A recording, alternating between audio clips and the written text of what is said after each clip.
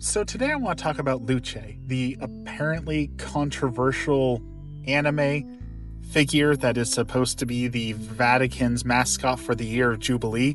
And I can't believe that I'm saying it's controversial, but there is a lot of, let's face it, rad trads who are saying they really dislike it and are questioning, do we really need a mascot? Should we be supporting this? Why do we need this non-traditional art? Couldn't we use any of the traditional art that we already have for a mascot, or something like, Jesus or Mary, or any of the icons that we already have tons and tons of art for and tons of tradition around? So I want to talk about it a little bit because I think this is an important conversation to have. So let's first talk about what is Luce and what is her purpose. Well, obviously as a mascot, her job is to draw attention, and typically mascots are pointed at a certain demographic or a certain group of people, or the face of some sort of event, banner, or whatever it may be. In this case, it looks like she's going to be the face of the OsakaCon in 2025, but she was also used and unveiled in the Italian Comic-Con. And this is really huge, actually, because this is the first time the Vatican team that's dedicated to evangelization is going to be at a Comic-Con, according to the Catholic News Agency. That's a huge step for what her goal is, which is to reach the younger generation. There's a lot of people who've said that we need more modern-day saints, saints who wear blue jeans and drink Coca-Cola, saints who are involved in video games and modern pop culture. And this is the chance to really evangelize and reach those people and spread a message of hope, which honestly shouldn't be a bad thing. And if you've spent any time on my channel, you'll know that I am sometimes overly harsh towards the rad trads. Me and the rad trads do not get along, but I really want to say shame on them for denouncing this idea when it's clear that they just want to spread hope and evangelization to the younger pop culture crowd. That's not a bad thing. We shouldn't discourage that. And yes, they could use an icon of Mary. They could use imagery of Mary or Jesus, or again, those traditional arts, but that's not going to draw in the younger crowd. We have those pictures. We have that art available. Obviously, that isn't the only means of bringing people to the Vatican, to the Catholic Church, and they're exploring other options.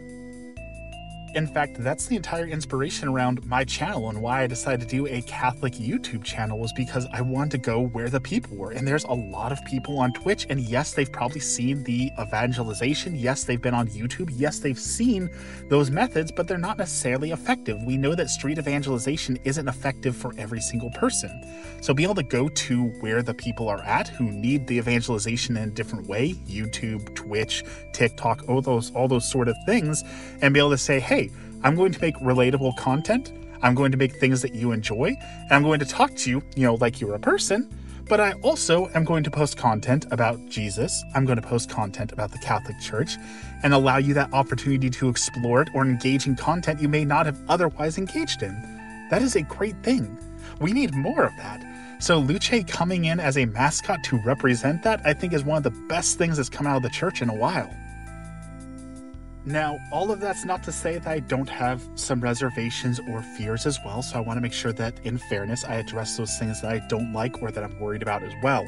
The design is made by Tokidoki, and if you didn't know, they make a bunch of blind boxes. They have a bunch of collabs. They do things with Peanuts, with Barbie, with Sanrio and Hello Kitty. They've got their fingers in a lot of pies.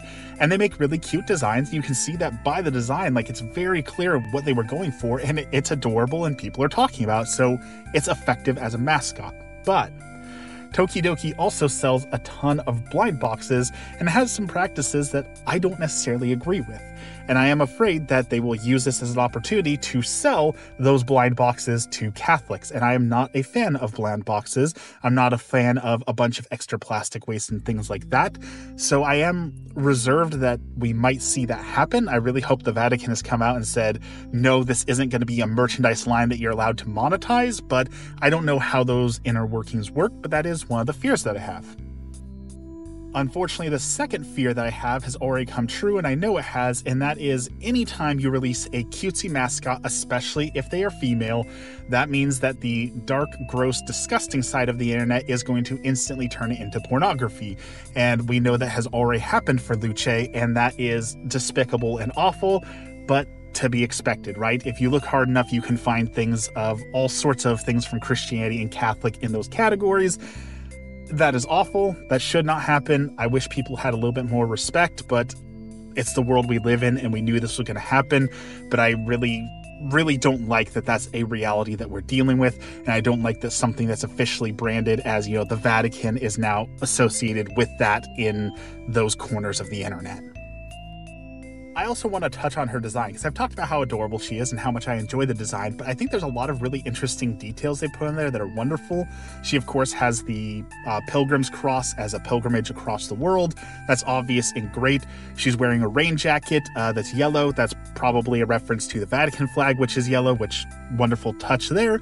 But also it's a rain jacket. I believe on the thing I read with the Catholic News Agency, the intent was about the storms of life and weathering all sorts of bad weather. So there's a lot of intentional art in her that I think is, again, one of those things that's deep and core to Catholicism, right? When you look at art, it makes you think, it makes you feel.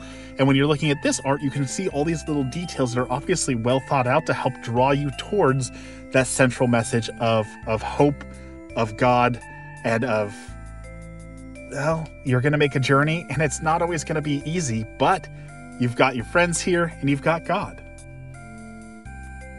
All right, let's get back on topic. So why is this necessary? Why is it important? Well, we've touched on that images of Jesus are great. I'm not trying to say we shouldn't use images of Jesus, images of the Blessed Virgin Mary, but I also like that we have other tools in our arsenal to help attract people.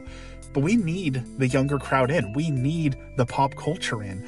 Every day on the Catholic forums, on whether it be r/Catholicism or Christianity, people are talking about how the church is, quote, dying, or that there's so many elderly people but no younger people. There's no families. There's no one in their age group. And a part of that is this problem. We're not effective at reaching the younger crowd. So I don't see why we would be adverse to trying something new to try and reach people at Comic-Con, to try and reach people at gaming conventions.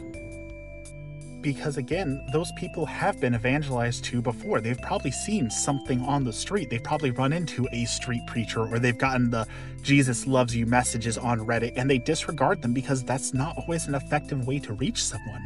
But being able to go to something like a Comic-Con and see the panelists and do all the fun things at Comic-Con, and then sit down with other Catholics who might be in that faith, in that space, and say, you know what, I've always been curious about this, or I have questions, or even, why are you here? Like, what does Catholicism have to do with Marvel Comics? What does Catholicism have to do with gaming?